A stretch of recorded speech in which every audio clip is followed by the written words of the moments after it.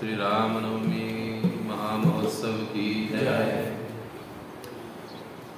राधा कृष्ण प्राण मोर जुगल किशोर।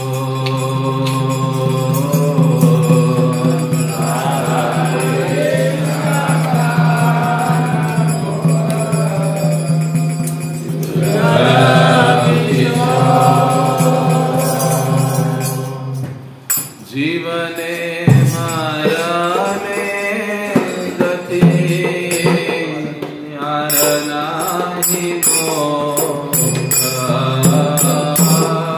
जीवने मायाने गति यार नाही मोह। जीवने मरने गति आरनाहि मोरा। जीवने मरने गति आरनाहि मोरा। राधा कृष्ण प्राण मोरा जुगल किशोर।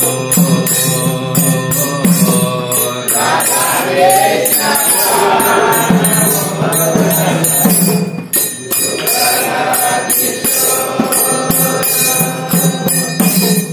कालिंदीर फूले कदम रावना। कालिंदीर फूले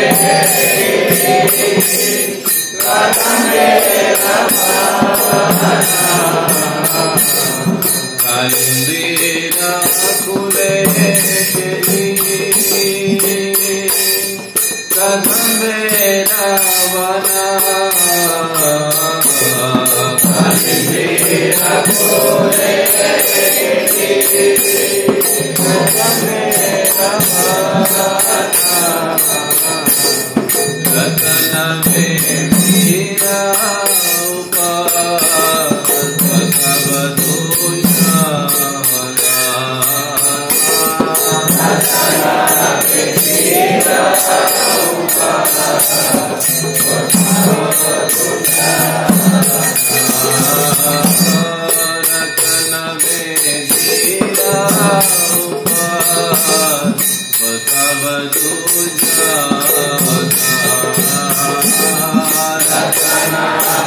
कृष्ण प्राण मोरा जुगल किशोर। राधा कृष्ण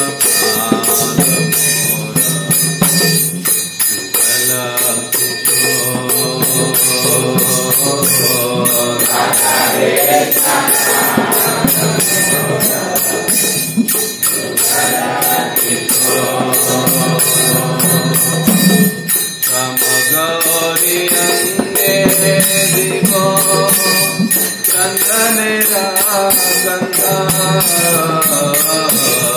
श्याम गौरी अंगे दिगो चंदन गंगा।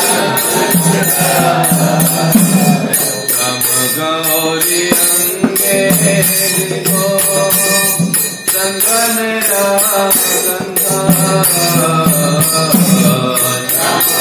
गौरी अंगे दिगो चंदन रमन डूला को कबे तेरी मुख चंद्रा। डूला को कबे तेरी मुख कमर डूलावो कबे तेरी मुख चंद्रा। कमर डूलावो कबे तेरी मुख चंद्रा।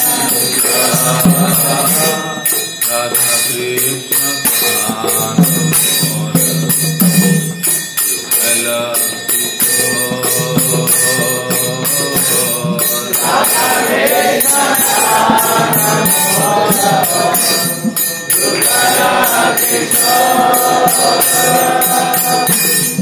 कथिया मला तीरा मला विबुधो हार गले कथिया मला तीरा विबुधो हार गले कथिया मला तीरा मला विबुधो हार गले कथिया मला तीरा विबुधो हार गले अगर तू लिया दिगो प्रकुरतां भूले अगर तू लिया दिगो प्रकुरतां भूले अगर तू लिया दिगो प्रकुरतां भूले राधा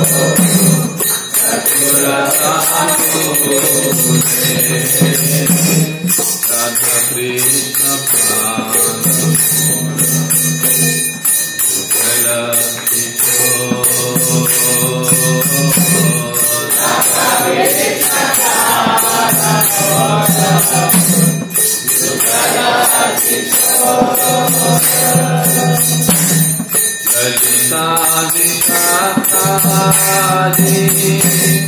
यथ सखी वृंदा ललिता विशाखादि यथ सखी वृंदा ललिता विशाखादि यथ सखी वृंदा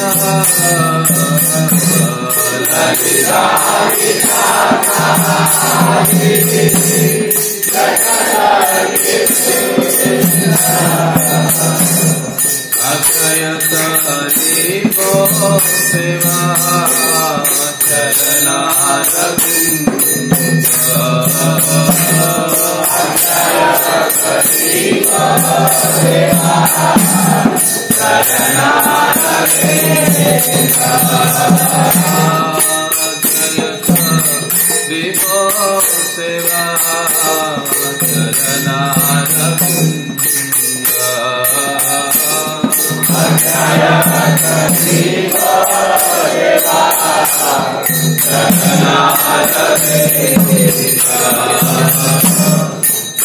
कृष्ण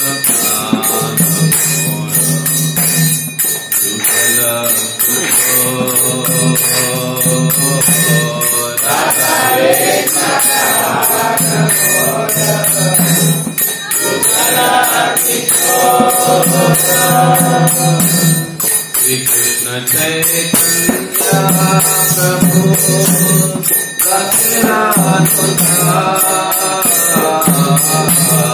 श्री कृष्ण चैतन्य प्रभु रघुनाथ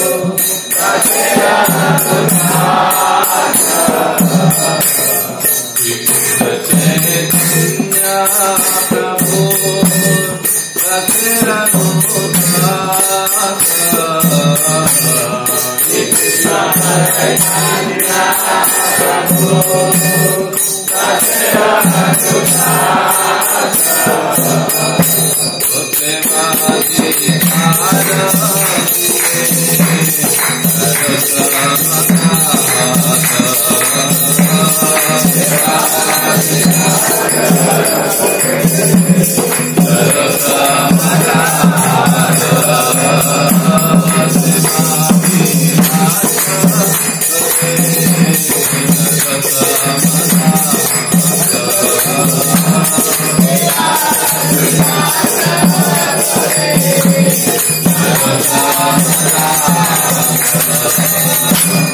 राधा कृष्ण प्राण मोर जुगल किशोर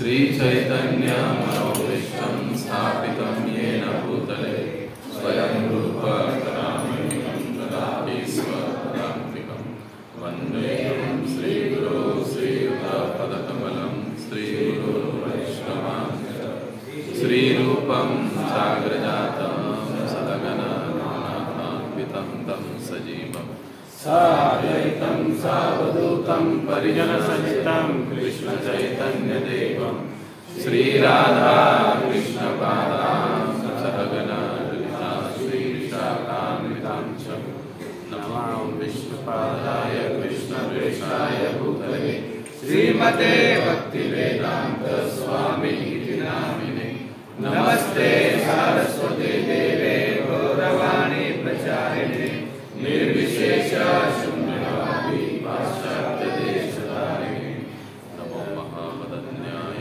कृष्ण प्रेम प्रदायते कृष्णाय कृष्ण चैतन्य नाम्ने गौरतिश्रे नमः। हे कृष्णा करुणा सिन्धु दीनबन्धो जगत्पते गोपेश गोपिकान्त राधाकान्त नमोस्तुते तप्त काञ्चन गौराङ्गी राधे वृन्दावनेश्वरी वृषभानुसुते देवी प्रणमामि हरिप्रिये वाञ्छाकल्पतरुभ्यश्च कृपा सिन्धुभ्येव च पतितानां पावनेभ्यो वैष्णवेभ्यो नमो नमः।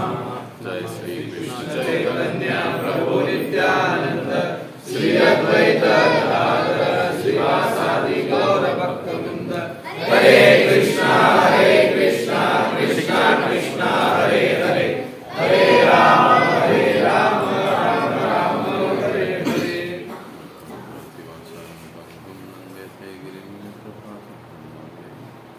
श्री गुरु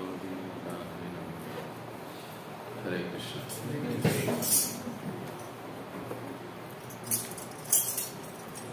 कक्षा भागवत की है, चर्चा रामायण पर करें। सभी का हार्दिक स्वागत है। आज वो परम पावन दिन है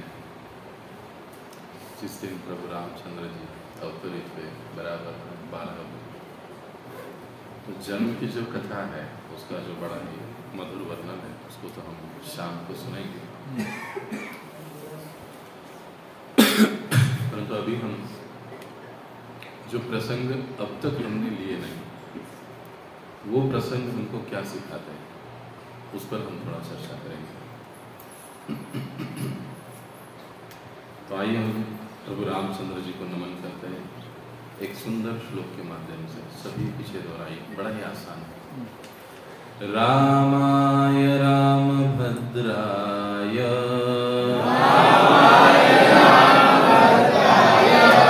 रामचंद्राय वेदसे रघुनाथाय नाथाय सीतया पतये नमः। रामाय रामभद्राय रामचंद्राय वेदसे रघुनाथाय नाथाय सीतया पतये नमः। रामाय रामभद्राय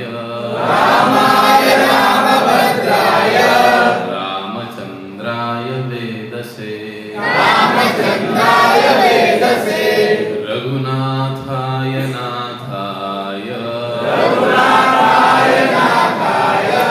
सीतया पतये नमः। श्री सीताराम लक्ष्मण भक्त हनुमान की जय। रामाय, राम का मतलब है, रूपा जी समझाते हैं, परम आनंद देने वाला, आनंद के स्रोत।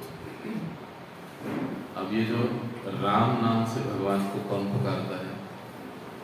महाराज दशरथ। आप रामायण यदि पढ़ोगे तो हर समय जहाँ तक दशरथ और रामचंद्र जी की लीलाएं हैं, बालकांड, अयोध्या कांड का जब कभी भी राम जी को बुलाने का मतलब मौका आता है तो दशरथ अक्सर उनको कहते हैं राम, दूसरे नाम से वो नहीं बुलाते। कुछ आचार्यगण इसका तात्पर्य समझाते हैं। अभी इस श्लोक को हम लोग समझ रहे हैं।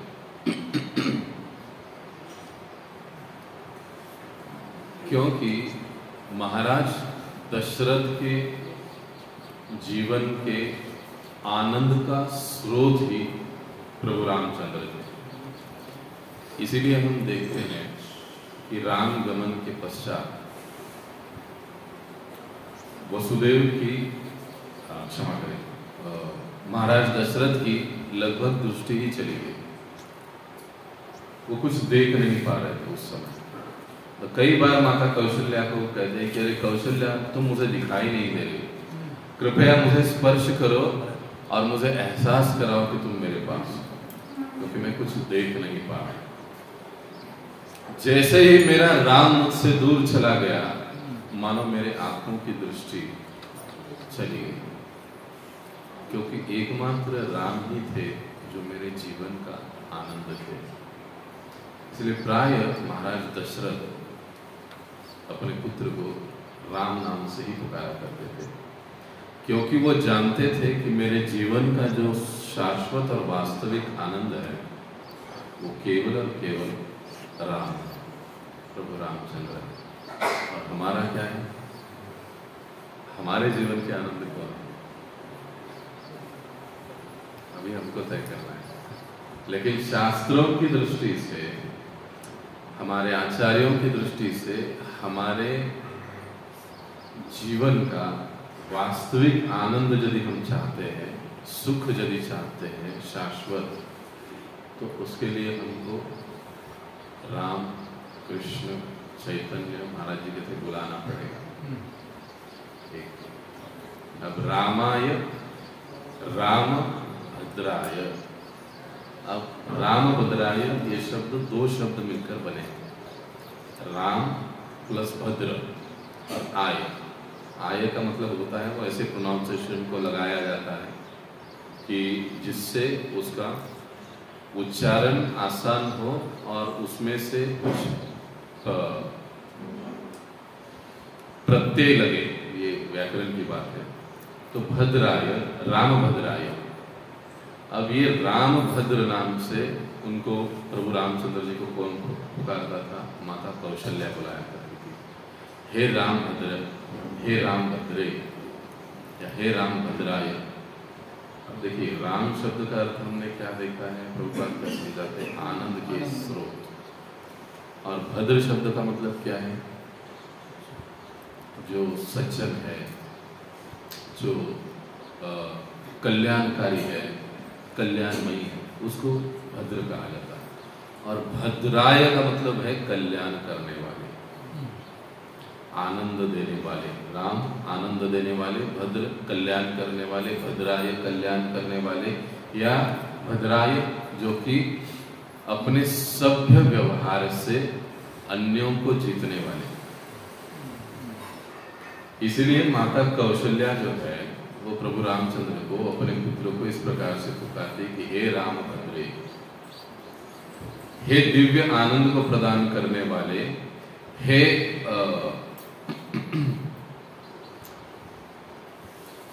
सभी का मंगल या कल्याण करने वाले, इस प्रकार से वो पुकारती है राम भद्राय। क्योंकि माता कौशल्या जानती है,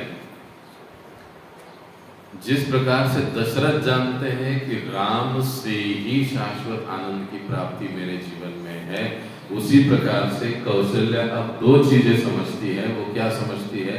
कि राम से ही मेरे जीवन में वास्तविक और शाश्वत आनंद है, साथ ही साथ जो कल्याण है, सभी का वास्तविक कल्याण करने वाले यही एकमात्र राम। इसलिए राम भद्राय। अब तीसरा, राम चंद्राय। अब राम और चंद्र, इन दो शब्दों से मिलकर ये एक शब्द बना, राम चंद्राय। अब चंद्र शब्द या चंद्र का विशेष गुण क्या है? शीतलता प्रदान करना। तो रामचंद्राय, आनंद के साथ साथ जो चंद्र के समान शीतलता को प्रदान करने वाले प्रभु रामचंद्र। ऐसा कौन पुकारता है? कई कई पुकारती है। अब देखिए, कौशल्या के जीवन में भद्र शब्द का महत्व है,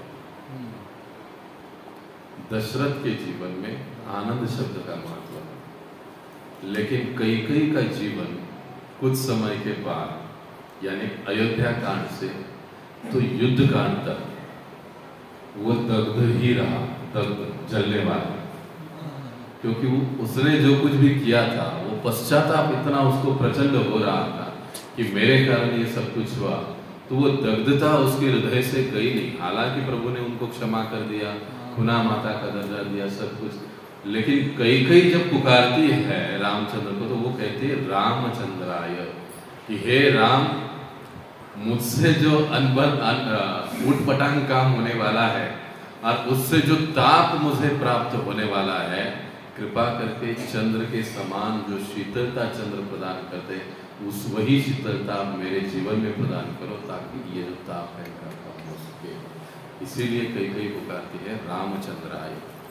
अब रामचंद्राय के आगे वेद से, अब ये भी दो शब्दों से एक शब्द बना, वेद और से, स, यानी जो वेदों के साथ है या वेदों के ज्ञाता है।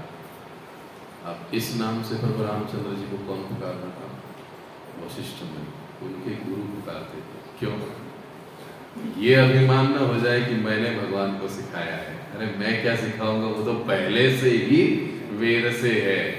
जाके वेद श्वास सुतिचारी, सो हरि पढ़िय कौतुक भारी, तुलसीदास जी।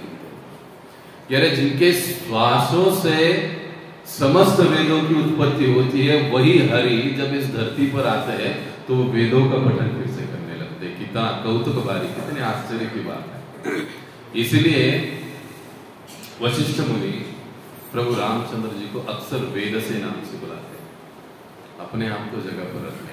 कभी कभी हो जाता है ना, जब अरे हमने सिखाया, मैंने बताया, लेकिन अरे हम क्या बताएंगे, हम क्या सिखाएंगे, इसीलिए वशिष्ठ मुनि ऐसे पुकारते हैं। अब रघुनाथाय, अब ये जो रघुनाथाय है, ये शब्द बालकांड, अयोध्या कांड में लगभग ना के बराबर आता है। श्लोकों को यदि आप देखोगे तो ये जो शब्द आरंभ होता है वन गमन के पश्चात, जब प्रभु रामचंद्र वन में जाते हैं, तब ये प्रोनाउंसिएशन भगवान के नाम का आरंभ होता है, रघुनाथाय। अब रघुनाथ शब्द से, क्षमा करें, रघुनाथ नाम से भगवान को कौन पुकारता है? अक्सर ऋषि मुनि, चाहे अगस्त्य हो, विश्वामित्र हो। अगर आप उनका सभी का अगर संवाद अगर आप देखोगे तो उसमें प्रायः रघुनाथाय ये शब्द आता है कि आप रघुकुल के नाथ हो, इस नाते आप हम सभी के भी नाथ हो, ये भाव है, यानी स्वामी सेवक। रघुनाथाय। अब अगला शब्द है नाथाय। अब ये सिर्फ नाथ, नाथ, नाथाय। अब नाथ शब्द का जो प्रयोग किया जाता है वो माता सीता करती है कि हे नाथ, हे प्राणनाथ। बोलो श्री राधा दामोदर भगवान की जय, गुरु श्रील प्रभुपाद की जय, श्री सीताराम लक्ष्मण भक्त हनुमान की जय। तो माता सीता प्राय प्रभु रामचंद्र जी को नाथ, नाथ का मतलब होता है स्वामी। स्वाभाविक उनका रिश्ता, उनका नाता जैसे है स्वामी सेविका, उस हिसाब से तो अक्सर माता उस नाम से सीता माता प्रभु रामचंद्र जी को पुकारती है। और अभी आखिरी शब्द है सीता पतये, सीता के पति। अब इस नाम से कौन पुकारता होगा? गेस कीजिए।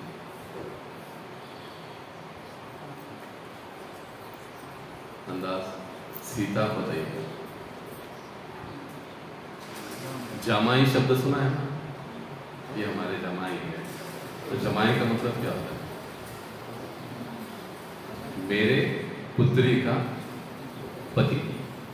अब इस नाते ये पुकारना किसका हुआ? जनक महाराज। सीता पतये, ये सीतापति यानी मेरे पुत्री के आप पति हो। देखिए यहाँ पर सिद्धांत एक है कि भगवान को जब भक्तों के नाम के माध्यम से पुकारा जाता है तो उनको बड़ा आनंद आता है।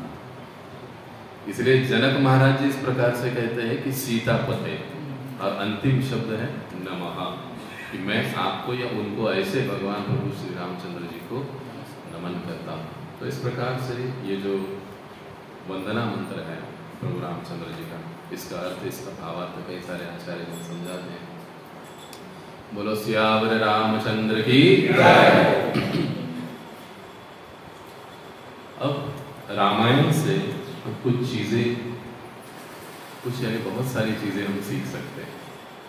उसमें से लगभग जहाँ तक मेरा अभ्यास रहा है तो 18 महत्वपूर्ण शिक्षाएं हम रामायण से ले सकते हैं। 18, अब जितना समय के हिसाब से होगा उतना हम करेंगे।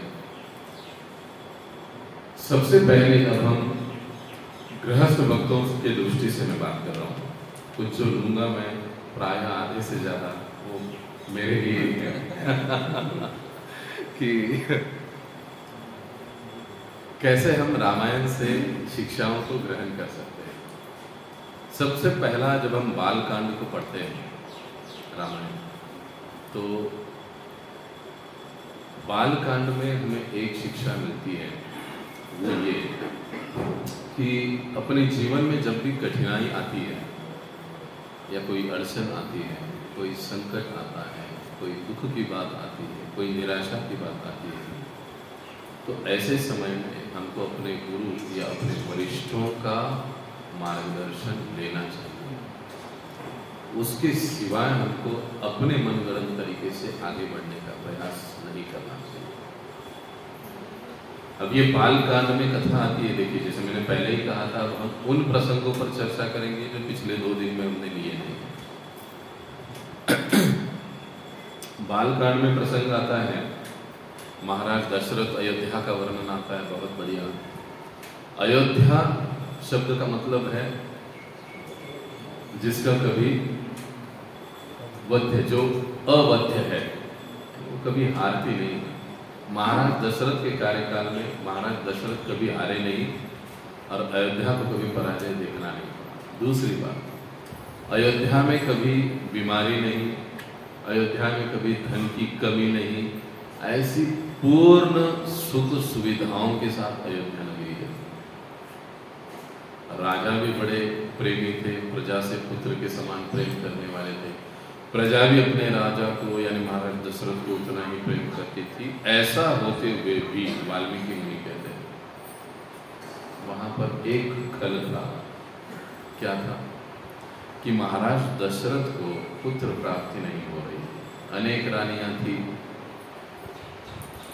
उसमें से 3 रानियां प्रमुख थी, लेकिन महाराज दशरथ को पुत्र प्राप्ति नहीं हो रही। वो बड़े दुखी थे इससे कि हालांकि सब कुछ है हमारे पास, लेकिन उत्तराधिकारी कौन होगा, कैसे होगा, वो चिंतित थे। ये समस्या थी। काफी समय बीतता गया, लेकिन वो समझ नहीं पा रहे थे कि इसको कैसे हल करें। अंत में वो सोचते हैं कि क्यों ना मैं हमारे कुलगुरु वशिष्ठ के पास चला जाऊं और उनसे मैं इस संबंध में चर्चा करता हूं कि मैं अपने जीवन की इस समस्या को कैसे हल करूं, या विशेष रूप से अयोध्या का उत्तराधिकारी कैसे हमारे घर में आए। और ये सोचकर तुलसीदास जी लिखते हैं बड़ा ही सुंदर, गुरु ग्रही गए महिपाला। आगे भूल गया क्या? प्रायः दशरथ महाराज नंगे पैर ही वशिष्ठ मुनि के आश्रम, वहां पर उनकी कुटिया पर चले जाते हैं उद्देश्य ये लेकर कि मुझे इस समस्या का समाधान अपने गुरु से चाहिए। उस समय कुलगुरु की पता थी, आज ऐसी समस्या है लेकिन हम अपने गुरु महाराज के पास नहीं जा सकते हैं, ये भी समझ लेना चाहिए। देखा कि महाराज दशरथ के चेहरे पर काफी चिंता है। सोच लगी राजन क्या बात है, आप क्यों इतनी चिंता में हो? क्या कोई समस्या है? और तब महाराज दशरथ कहते कि प्रभु आपसे क्या छुपा है, मेरे पास तो सब कुछ है लेकिन पुत्र प्राप्ति नहीं है। तो कहे अरे तुम चिंता क्यों करते हो, मैं जानता हूं कि तुम्हारे भाग्य में पुत्र प्राप्ति का योग है, लेकिन उसके लिए समय है। अब वो समय आ रहा है, इसके लिए आपको कुछ तैयारी करनी पड़ेगी। फिर श्रृंगी ऋषि के पास जाना पड़ेगा, वो सारी आज्ञाएं और मार्गदर्शन वो देते हैं, और फिर वो सारा मार्गदर्शन लेकर वो आगे महाराज दशरथ निकल पड़ते हैं। और हम फिर आगे देखते हैं कि यज्ञ पुत्र कामेष्टि यज्ञ संपन्न होता है अयोध्या में, और फिर 4 पुत्रों की प्राप्ति होती है। किस प्रकार से वो विस्तार से हम आज शाम को देखेंगे कि कैसे यज्ञ से यज्ञ पुरुष प्रकट होता है आदि। लेकिन इस कथा को सुनने कहने का तात्पर्य यह है कि यदि हम सही भाव से, सही ढंग से, सही वरिष्ठ और आचार्यों के पास अपनी समस्याओं को लेकर पहुंचते हैं तो हमें जरूर सही सही मार्गदर्शन मिलता है, और जीवन की कठिनाइयों को हम सहज रूप से पार कर सकते हैं। पहली शिक्षा बालकांड। दूसरा, अब ये अयोध्या कांड की बात आती है। जैसा संग, अब एक कथा तो हमने सुनी है मंथरा और कैकेयी की, दूसरी कथा भी है जिस पर हमने कल संक्षेप में उल्लेख किया था। ऐसा कौन सा प्रसंग है जो हमको बताता है कि असंगी का संग करो तो नुकसान ही होता है, कई बार जान से भी हाथ धोना पड़ता है। ऐसा कौन सा प्रसंग याद आता है? रामायण मंथरा तो हो गया, वो हमने विस्तार से चर्चा। दूसरा कौन सा प्रसंग? हाँ, कौन सा प्रसंग? हाँ, सुनाई नहीं दिया, सुनाई नहीं दिया। ओके, मारीच और रावण, बकासुर, कुंभकर्ण नहीं, ये सब, ये जवाब सही। मारीच का संग किसको मिला? रावण को मिला। रावण का संग किसको मिला? अब आप कहोगे दोनों एक ही तवे की चट्टे बट्टे रोटी है। मारीच भी राक्षसी था, रावण भी राक्षसी था, लेकिन हमको ये समझना चाहिए क्या सुबाहु का जब वध हुआ, सुबाहु का वध होने के पश्चात मारीच को ऐसी लात मारी प्रभु रामचंद्र ने कि वो 100 योजन दूर जाकर गिर गया, और प्रभु के चरण स्पर्श से डर के मारे क्यों ना हो एक साधु की वृत्ति विकसित हुई कि अब मैं कोई बदमाशी नहीं करूंगा, एक जगह बैठकर भजन करूंगा। वो सुधरने लग गया था, लेकिन ये रावण बीच में टपक पड़ा कि तुमको मेरी मदद करनी पड़ेगी, सीता का अपहरण करना है। हालांकि मारीच तैयार नहीं थे राक्षस। देखिए, एक प्रकार किसी भी प्रकार से यदि कोई व्यक्ति भगवान के या भगवान के भक्तों के संपर्क में आ जाता है तो परिवर्तन अटल है, परिवर्तन अटल है उसके जीवन में।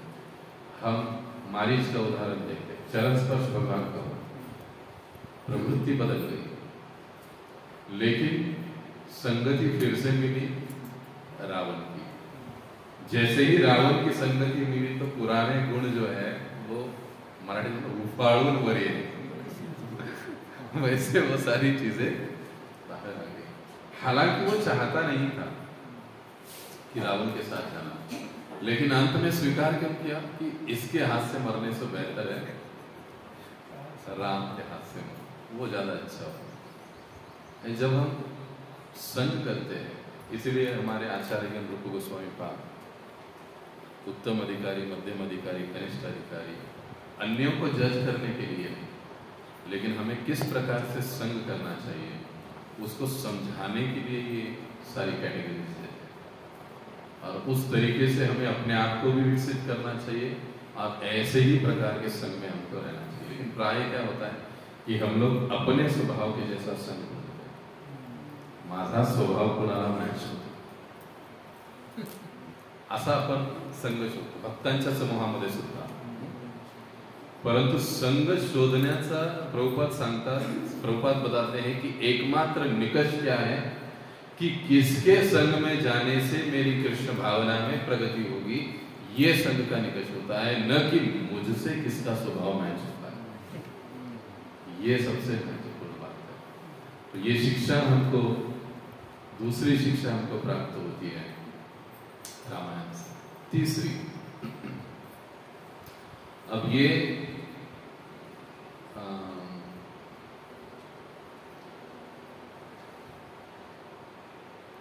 अयोध्या कांड के अंत में हमको ये शिक्षा समझ में आती है किंवा ही शिकवण आपल्या लक्षात येते कि हमको सेवा में आसक्ति होनी चाहिए, सुविधा में या पद में आसक्ति नहीं होनी चाहिए। और इसका उत्तम उदाहरण कौन है? भरत महाराज, सबसे उत्तम उदाहरण भरत महाराज। उनका पूरा जीवन प्रभु रामचंद्र जी के प्रति सेवा में समर्पित रहा। हालांकि हम देखते हैं कि प्रभु रामचंद्र जब वनवास में गए तो राजपाट संभालने की जिम्मेदारी उन पर आई, लेकिन पूरे रामायण में हम देखते हैं कि वो कभी सिंहासन पर बैठे ही नहीं, पहली बात। दूसरी चीज, उन्होंने कभी राजसी वस्त्रों को पहना ही नहीं 14 साल। प्रभु रामचंद्र वनवास में थे, एक्चुअल वन में, लेकिन ये राजमहल में रहते हुए भी वन में थे। यहाँ तक कि एक स्थान में तुलसीदास जी वर्णन करते हैं, जब वो कुटी बनाकर जब सोते थे तो प्रायः स्वामी जो होता है वो ऊपर लेटता है ऊंचे आसन, और जो सेवक होता है वो नीचे जमीन पर सोता है। तो अब क्योंकि प्रभु रामचंद्र जो है वो वन में तो जमीन पर ही सोते होंगे, अब जमीन पर अगर वो सो रहे हैं तो भरत उनके समकक्ष कैसे सो सकता है? ये उनका सोच देखिए, चेतना देखिए। तो उन्होंने क्या किया था, जैसे 6 फुट की जो भी लंबाई होगी उसका गड्ढा खोदा था और उस गड्ढे में नीचे वो सोते थे। क्यों? क्योंकि मेरे जो प्रभु है वो इस प्रकार से जमीन पर सोए तो मुझे उनसे नीचे सोना चाहिए। तीसरी बात, ये कहा जाता है कि जब महाराज भरत को ये जिम्मेदारी, अयोध्या के राज की जिम्मेदारी सौंपी गई, उस समय से लेकर तो अगले 14 साल तक महाराज भरत ने अयोध्या नगरी की पूरी संपत्ति, ऐसे वर्णन आता है, 9 गुना अधिक बढ़ाई। 9 गुना अधिक बढ़ाई। ऐसे कैसे हुआ? तो वो कहते थे कि जो भी संपत्ति है वो संपत्ति मेरे प्रभु रामचंद्र की है, उस पर मेरा कोई अधिकार नहीं। लेकिन अब जो खर्चा है ना वो खर्चा, वो पहले पादुकाओं को पूछते थे, क्या ये वैलिड है, करना चाहिए कि नहीं करना चाहिए। जब उनको ये समझ था, बड़े उसमें कठोर थे, एकदम स्ट्रिक्ट थे, नहीं तो नहीं। तो इस प्रकार से उन्होंने 9 गुना अयोध्या की संपत्ति को बढ़ाया, ऐसे बताया जाता है। कहने का तात्पर्य ये कि महाराज, क्षमा करें, भरत महाराज पूरा जीवन भर केवल अपनी सेवा में व्यस्त रहे। किसी प्रकार की सुविधा, किसी प्रकार का सुख, किसी प्रकार की कामना की उन्होंने कभी इच्छा नहीं। उनका एकमात्र लक्ष्य यही रहता था कि कैसे मैं प्रभु राम को प्रसन्न कर सकता हूं। तीसरी चीज। चौथी,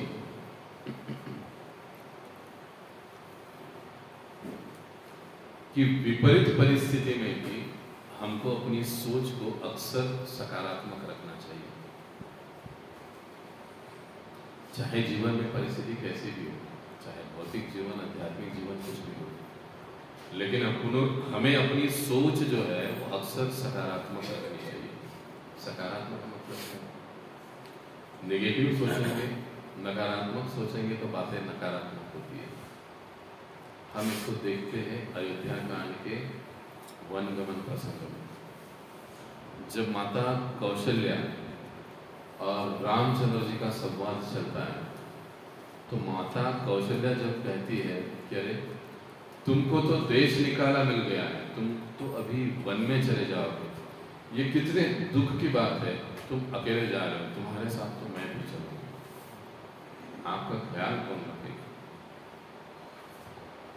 प्रभु रामचंद्र कहते हैं कि अरे माता, अगर नियति ने मेरे लिए वनगमन लिखा है तो इसके पीछे भी कुछ कारण होगा, वहां पर मेरे लिए कुछ सेवाएं होंगी, इसीलिए तो मुझे वहां पर भेजा जा रहा है, अन्यथा मैं तो तुम्हारे साथ राजमहल में ही रहता। ये सकारात्मक सोच बहुत महत्वपूर्ण होती है हर परिस्थिति में। हमको कभी भी आध्यात्मिक जीवन में रुकने नहीं देते, निरंतर आगे बढ़ते। इसीलिए उपदेशामृत ग्रंथ के उपोद्घात भूमिका में लास्ट पैराग्राफ की पहली लाइन जिसमें प्रभुपाद जी समझाते हैं कि साधक की कृष्ण भावना में साधक की प्रगति उसके मनोवृत्ति पर निर्भर करती है। दैट मीन्स उसकी सकारात्मक सोच, मनोवृत्ति उसके ऊपर निर्भर करती है। अब पांचवी चीज हमेशा हमें गुरु और अपने वरिष्ठों की इच्छा को अपनी इच्छा से अधिक प्राधान्य देना चाहिए। समझ रहे? गुरु की जो इच्छा है, वरिष्ठों की जो इच्छा है और हमारी इच्छा है, हर जीव स्वतंत्र है, इच्छा किए बगैर रह नहीं सकता। कोणी आपल्याला म्हटलं नाही इकडनं जा रे, आपण तिकडनंच का जावं, मी इकडनं जाईल, स्वाभाविक है। लेकिन आध्यात्मिक जीवन में ये बात महत्वपूर्ण है कि गुरु और वरिष्ठों की जो इच्छा है, उनकी इच्छा से अधिक महत्वपूर्ण हमारी इच्छा नहीं है, उनकी इच्छा हमारी इच्छा से महत्वपूर्ण। ये कहाँ पर हम सीखते हैं? बालकांड के अंतिम भाग में जब माता सीता और प्रभु रामचंद्र जी का स्वयंवर होता है, उस समय, उस प्रसंग। अब प्रसंग ये होता है कि विश्वामित्र मुनि विवाह के उद्देश्य से ही इनको लेकर गए मिथिला, वो सब जानते हैं। अब विवाह के उद्देश्य से लेकर गए, विवाह का वो समय दिन आ गया, उस समय सब राजा उपस्थित थे, माता सीता वहां पर आ गई, सब कुछ, और जो लक्ष्य था उसका भेदन भी किया प्रभु रामचंद्र, धनुष्य को तोड़ भी दिया आसानी से। अब जब विवाह की बारी आ गई तो कहने लगे कि नहीं, जब तक मेरे पिताजी की इच्छा या आज्ञा नहीं और मेरी गुरु आज्ञा नहीं देते तब तक मैं ये विवाह को नहीं कर सकता। देखो, हालांकि अपनी क्षमता को प्रभु रामचंद्र जी ने साबित कर दिया। जो जनक जी का प्रण था कि जो इस धनुष को तोड़ेगा उसी के साथ मेरी पुत्री का विवाह होगा। धनुष्य तोड़ने को जाने के पहले प्रभु रामचंद्र जी किसको देखते हैं? विश्वामित्र। जाऊं कि न जाऊं? हालांकि प्रभु जानते हैं कि ये तोड़ना मेरे लिए कौन सी बड़ी बात है, लेकिन फिर भी वो उनकी ओर देखते हैं। और जब विश्वामित्र मुनि उनको आज्ञा देते हैं कि हाँ अभी आप जाओ, तब हो जाते, तोड़ते। अब आज्ञा किस चीज की दी? धनुष उठाने की और तोड़ने की। विवाह की आज्ञा अभी तक नहीं मिली है। सेवा में कई बार हम लोग एक्स्ट्रा समझ लेते हैं कि इतना मैंने किया तो ये तो करना ही चाहिए, करना है, मेरा अधिकारी है, ये हम लोग सोचते हैं। लेकिन प्रभु रामचंद्र नहीं, गुरु ने सिर्फ क्या कहा है, विश्वामित्र मुनि ने ये धनुष उठाने के लिए कहा है, वो तो उठा दिया, तोड़ दिया। अब आगे की जो बात है वो अब केवल गुरु ने, अब मेरे पिताजी भी। अगर वो अनुमति देते हैं तो फिर मेरे लिए बात स्वीकार्य है। जब तक महाराज दशरथ और विश्वामित्र मुनि का अनुमति नहीं मिलता है तब तक विवाह नहीं होता है। जब दोनों का अनुमति संदेश आ जाता है और तब विवाह संपन्न होता है। यानी गुरु और वरिष्ठों की इच्छा का सम्मान करना एक साधक भक्त का सबसे पहला कर्तव्य होता है। फिर भले ही कई बार अपने वरिष्ठों में कुछ 19-20 दिखाई दे, लेकिन उनकी इच्छा हमारे लिए सर्वोपरि होनी ही चाहिए। एक चीज। अब छठी चीज, भगवान ही भोगता है और हर परिस्थिति में हम लोग उनके सेवक ही हैं। हम आगे चलकर भगवान नहीं बनेगा, ये समझना बहुत जरूरी है। और ये हम समझते हैं भरत और राम जी का जब चित्रकूट पर मिलन होता है उस प्रसंग से हम इन चीजों को समझते हैं कि हालांकि प्रभु रामचंद्र भरत को कितना आग्रह करते हैं कि तुम सिंहासन पर बैठो, संभालो, 14 साल के बाद आने के बाद देखा जाए, लेकिन भरत जी बड़ा ही सुंदर वाक्य वहां पर कहते हैं कि प्रभु सेवक तो हमेशा सेवक ही बना रहेगा, स्वामी बनना संभव नहीं। मैं तो आपकी अमानत समझकर ही अयोध्या को संभालूंगा, उसकी सेवा करूंगा। और इसलिए पादुका लेकर जाते हैं। वो कभी इस प्रकार से ना इच्छा करते हैं ना व्यवहार करते हैं, हर स्थिति में सेवक। अब लक्ष्मण को देखिए,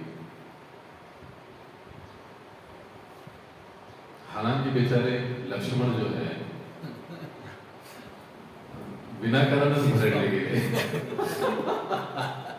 हालांकि दशरथ जी के वचन से उनका कोई संबंध था भी नहीं। दूसरी चीज, तीसरी चीज, जाना नहीं जाना पूरा उनकी स्वतंत्रता थी, लेकिन इसके बावजूद भी लक्ष्मण जी प्रभु रामचंद्र जी के साथ गए, साथ रहे। और उन्होंने सारी, इसी को प्रभुपाद जी कहते हैं, तपस्या की व्याख्या प्रभुपाद जी बहुत सुंदर देते हैं। लक्ष्मण वास्तविक तपस्या के प्रतीक है। स्वेच्छा से आनंद पूर्वक जब हम गुरु, वैष्णव और भगवान की सेवा हेतु तकलीफों को सहन करते हैं, क्या शर्त क्या है? स्वेच्छा पूर्वक, आनंद पूर्वक। जब उन कष्टों को, उन चीजों को, समस्याओं को हम स्वीकार करते हैं तो वो वास्तविक तपस्या है। तपस्या ये नहीं कि कहीं जाकर हम जंगल में बैठे, कहीं जाकर हम वन में बैठे, तो तपस्या ये लक्ष्मण के जीवन से हम ये सीखते हैं। पूरा समय 14 साल तक उन्होंने कठोर तपस्या करी भगवान राम की सेवा की। तो ये शिक्षा। 7वीं, हार जीत की परवाह किए बिना आपको सेवा में लगे रहना चाहिए।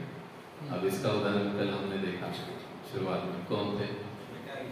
जटायु, बहुत अच्छे। अब दूसरा उदाहरण कौन है? याद है, जिस पर हमने चर्चा नहीं की, तो जटायु पर भी हम चर्चा नहीं करेंगे। अब कौन है ऐसा व्यक्तित्व रामायण कि जिसको किसी चीज की कोई शाश्वती नहीं थी कि प्रभु मुझे मिलेंगे या कुछ होगा, ये होगा, वो होगा, लेकिन फिर भी वो पूरा जीवन भर सेवा करते रही। गुड। क्योंकि मैं क्रियापद स्त्रीलिंगी वापर रही, यानी माता शबरी। पूरा जीवन आधार क्या था? मतंग ऋषि का एक वाक्य कि तुझे तेरे जीवन में अवश्य रामचंद्र आकर मिलेंगे, बस यही बैठी रहो, क्योंकि तुम्हारा अभी तक जाने का समय आया नहीं। ये कहकर मतंग ऋषि तो निकल पड़े, चले गए, लेकिन अकेली अब आश्रम में माता शबरी है। जब वो गए तब वो युवती थी, मतंग ऋषि जब गए, और जब राम मिलने आए तब हाथ में लकड़ी थी। पूरा जीवन वो क्या करते रहे? हर रोज सुबह जल्दी उठना, उन बेरों को, अभी वाल्मीकि रामायण में नहीं आता है लेकिन फिर भी काफी प्रचलित कथा है और इन कथा से बहुत कुछ चीजें हम सीखते हैं। इस कथा से जंगल में जाना, मीठे मीठे फलों को चुनकर लाना, फूलों को लाना, सवेरे उठते ही पूरे रास्ते को, कुटिया से लेकर तो मेन हाईवे तक, रास्ते तक, जहां से उसको लगता है कि हाँ ये वन से रास्ता इस तरफ आता है, हो सकता है यहाँ से प्रभु रामचंद्र जी आए, कोई गारंटी नहीं है यहीं से आएंगे, लेकिन फिर भी वो पूरा जीवन भर उस रास्ते को झाड़ती रही। हर रोज एक ही सेवा, हम लोग बोर हो जाते हैं, क्या रोज वही कुछ तो चेंज चाहिए। पूरा जीवन भर उसी रास्ते को झाड़ना है, उसी रास्ते को साफ करना है, उसी रास्ते में फूल बिछाने हैं और दूसरे दिन फिर उसी रास्ते से वो सारे फूल उठाने हैं, फिर से साफ करना है, फिर से नए फूल डालने। पूरा जीवन, 1 साल में 2 साल, पूरा जीवन वही करते हैं। गारंटी है कुछ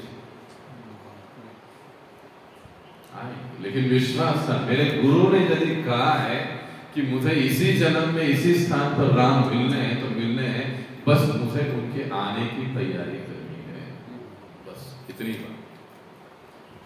ये भाव, जैसे कल हम परसों हम चर्चा कर रहे थे, जब सेवा में रत होना एक बात है और पूरी निष्ठा के साथ, विश्वास के साथ और नम्रता के साथ सेवा में रत होना, ये सेवा भावना की एक और ऊंचा स्तर है। हम शबरी में उस चीज को देखते हैं। गुरु शब्दों में विश्वास के साथ, पूरी निष्ठा के साथ वो सेवा में लगी हुई। अब और एक प्रसंग तुलसीदास जी लिखते हैं इसी लीला के समान।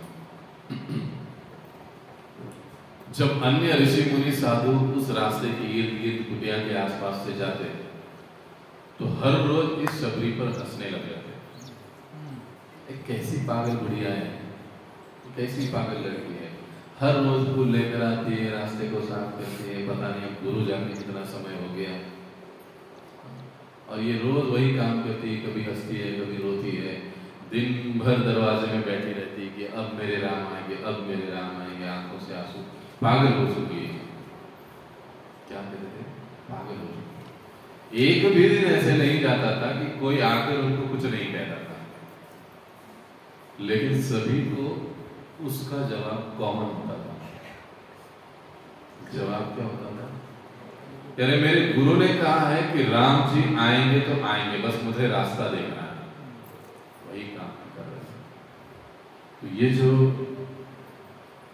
मिलेगा नहीं मिलेगा, प्राप्त होगा नहीं प्राप्त होगा, हार होगी जीत होगी, सक्सेस होगा अनसक्सेस मिलेगा, अनसक्सेस होगा तो फिर प्रोग्राम चलाना ही क्यों है, प्रचार करना ही क्यों है, जाना ही क्यों है, आना ही ना। प्रभुपाद जी कहते थे अगर कोई नहीं है तो चुपचाप अकेले बैठो, दीवारों को प्रवचन सुनाओ, बट सेवा करो, प्रचार की हो चाहे किसी भी प्रकार की कोई भी सेवा हो। तो सेवा को पूरा करना ये महत्वपूर्ण चीज, हार जीत की परवाह किए बिना हम रामायण से सीखते हैं। अब 8वीं जो शिक्षा है ना, वो बड़ी मजेदार है। लालच और काम, ये 2 चीजें विनाश की ओर ले जाती है। अब लालच का उदाहरण कौन है? नहीं काम में रावण फिट बैठता है, रावण काम में फिट बैठ जाता है। अब लालच किसने किया?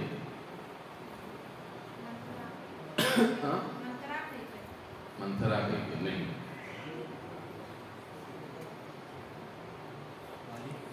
नहीं।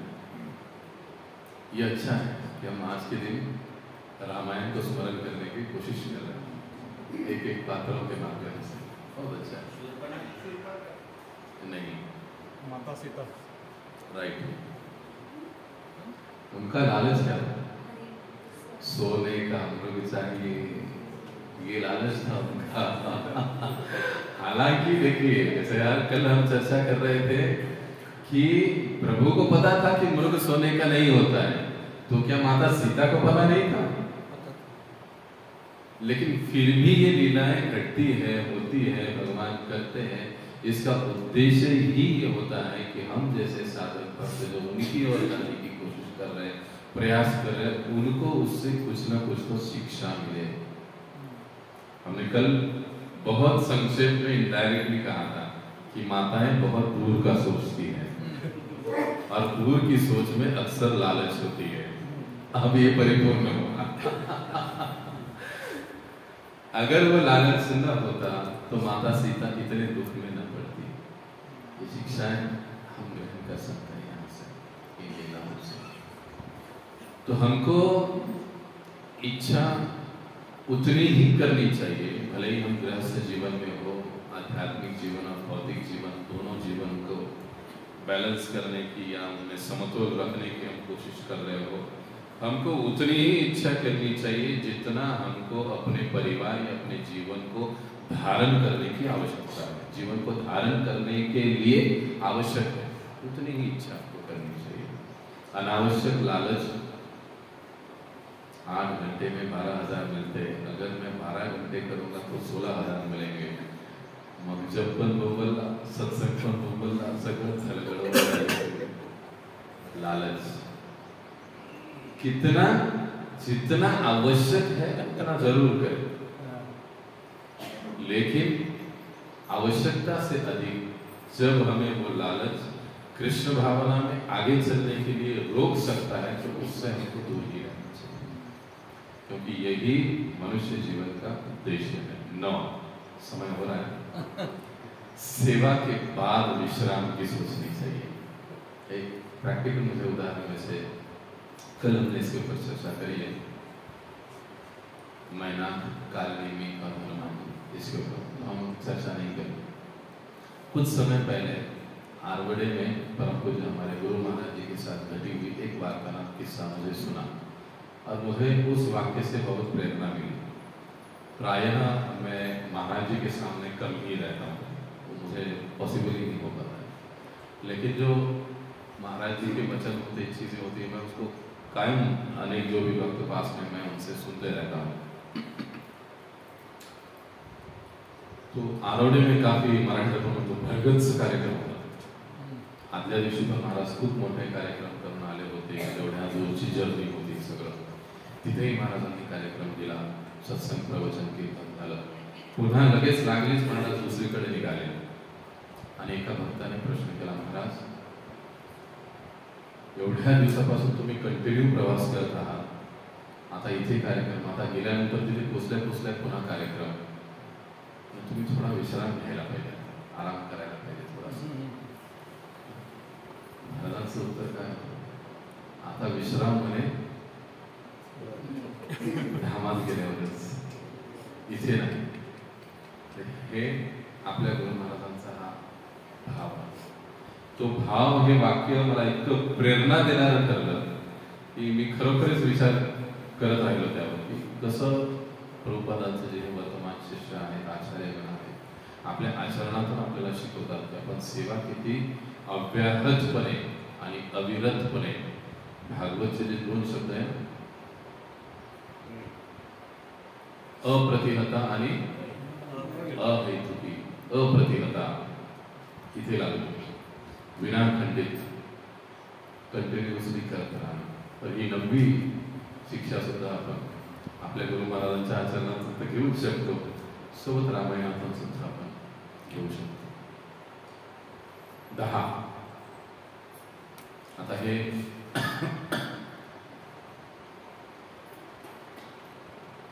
युद्धकांडातला प्रसंग आहे कि ज्यातून आपण एक महत्वपूर्ण शिक्षा शिकवन, जिससे हम एक महत्वपूर्ण शिक्षा ले सकते हैं, वो है कि हमें हर समय भगवान का नाम लेते रहना चाहिए।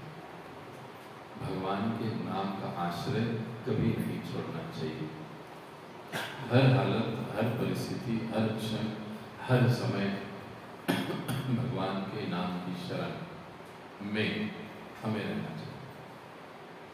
हनुमान जी की कथा है।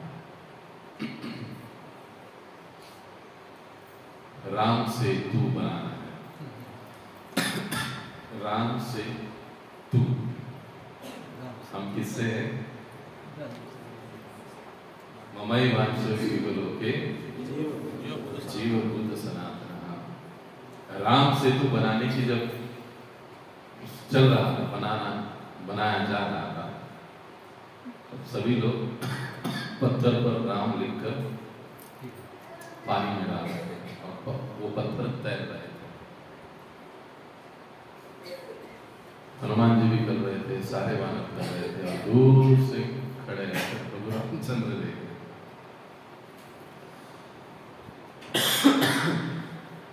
वो सोचने लगे कि ऐसी मेरे नाम में ऐसी क्या शक्ति है कि वो नाम लिख रहे और तैरा जा रहा है, जरा चलो मैं भी देख लेता हूं क्या मजा है। और जब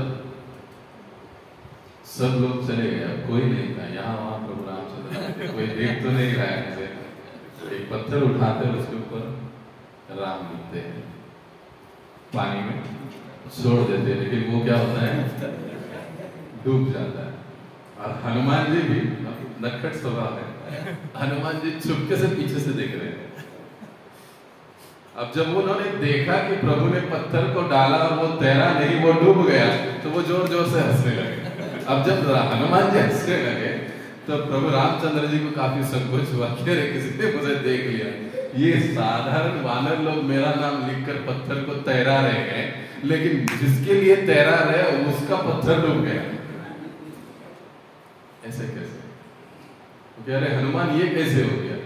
हनुमान जी बढ़िया जवाब देते हैं, अरे जिसको आपने त्यागा वो तैरेगा कैसे, वो तो डूबेगा ही ना। हम जो तैरा रहे हैं आपके नाम से उसको तैरा रहे हैं, आपने तो उसे पूरी तरह से नीचे छोड़ दिया। एक उपमा की बात छोड़े तो वास्तविकता में इससे हम लोग सीखते हैं कि यदि हम जीवन के अंत तक प्रभु रामचंद्र के नाम को, भगवान श्री कृष्ण के नाम को हरे कृष्णा कृष्णा कृष्णा हरे हरे, हरे राम राम राम हरे हरे शरण में यदि हम रहते हैं तो हमारा तैरना, हमारा उद्धार निश्चित है। 11वीं शिक्षा 11 कंप्लीट करना चाहिए, 11 का क्लास है ना, 11,000 डोनेशन, ऐसे 11, 21, 51 ऐसे करते हैं, तो वैसे 11 नंबर करेंगे, 5 मिनट अभी बाकी है। सो सीता और प्रभु रामचंद्र दोनों का एकत्रित रूप से शरण लेना हमारे लिए आवश्यक है। केवल सीता और केवल राम, इनकी यदि हम शरण लेते हैं तो हमारा कल्याण नहीं हो पाए। इसीलिए शरणागति दोनों की होनी चाहिए, सीता राम, राधा कृष्ण, लक्ष्मी नारायण आदि। हम कहेंगे कि हम सिर्फ नारायण को भजते हैं, लक्ष्मी को नहीं चलेगा। आम्हाला फक्त कृष्ण आवडतो, तुमचा राधा आम्हाला आवडत नाही, तो नहीं जमेगा। या हम सिर्फ राम जी चाहते हैं, सीता जी नहीं चाहते, नहीं जमेगा। ऐसा क्यों है? कभी सोचा? अच्छा, कई ऐसे कुछ संप्रदाय वगैरह है कि जो केवल भगवान कृष्ण को मानते हैं या भगवान राम को मानते हैं, उनकी शक्ति को नहीं मानते। ऐसा क्यों होगा? अब ज़्यादा फिलोसॉफिकल हम नहीं देखेंगे इसको, लेकिन एक विनोद की दृष्टि से हम इसको देखेंगे। ऐसे क्यों केवल दोनों को, केवल राम केवल कृष्ण क्यों नहीं? तो कुछ आचार्य में, हमारे वर्तमान आचार्य को भी समझाते हैं कि प्रभु रामचंद्र जानते हैं कि हमने पिछले जीवन में क्या झंडे लगाए, आगे चलकर भी हम क्या झंडे गाड़ने वाले हैं, ये कृष्ण जानते हैं, राम जानते हैं, नारायण जानते हैं। इसीलिए वो कभी शरण नहीं देंगे क्योंकि वो कहेंगे कि अरे पता है आगे जाकर क्या उद्भव मचाने वाला है, मुझे अच्छे से पता है। सो ये बदमाश है, छोड़ो इसको। लेकिन अगर उनके साथ श्रीमती राधा रानी है तो वो क्या कहती है, अरे प्रभु इतने करोड़ों लोग हैं, कोई आपके मंगल आरती में आता भी नहीं, ये कम से कम आकर सो तो रहा है, सो रहा है कोई बात नहीं, लेकिन कम से कम सो तो रहा है, आ तो रहा है, यही बड़ी बात है। तो मेरा रिकमेंडेशन है थोड़ा इसका भी बेड़ा पार। ये माता का गृहस्थ जीवन में हम लोग देखते हैं ना, बच्चों को कुछ मांगना होता है तो पप्पा के पास, अपवादात्मक रूप में कोई पप्पा ऐसा हो सकता है, लेकिन नॉर्मली बच्चे किसके पास जाते हैं? माँ के पास चले जाते हैं। क्यों? क्योंकि वो ममता का एक साक्षात स्वरूप है। गलतियों को क्षमा करके वो उनको आगे चलने के लिए उत्साहित करते रहते हैं। ठीक ऐसे ही कार्य भगवान की शक्ति, चाहे श्रीमती राधा रानी हो, श्रीमती सीता रानी हो, माता लक्ष्मी हो, उनका भी होता है। इसीलिए हम लोग प्रभुपाद जी और हमारे आचार्यों के कारण एकदम सेफ है। चाहे कैसे भी हो, लेकिन भगवान हमको स्वीकारेंगे जरूर, इसका गारंटी है। क्योंकि हम जो आराधना करते हैं वो दोनों की एक साथ करते हैं, राधा दामोदर, राधा कृष्ण, सीता राम आदि। तो इस प्रकार से ये 11वीं और महत्वपूर्ण शिक्षा हम लोग रामायण से लेते हैं। प्रसंग है शूर्पणखा, जो राम जी के पीछे भागी, नाक कटवा लिया, रावण सीता के पीछे भागा और जान से हाथ धो बैठा। इसलिए अकेले अकेले एकटे लगा तो उनका भगवान करे जा, पर कल्याण निश्चित है। तो यहाँ पर हम रुकेंगे। बहुत बहुत धन्यवाद। जगत गुरु श्री प्रभुपाद की, अनंत कोटि वैष्णव वृंद की, हृदय गौर प्रेमानंदे।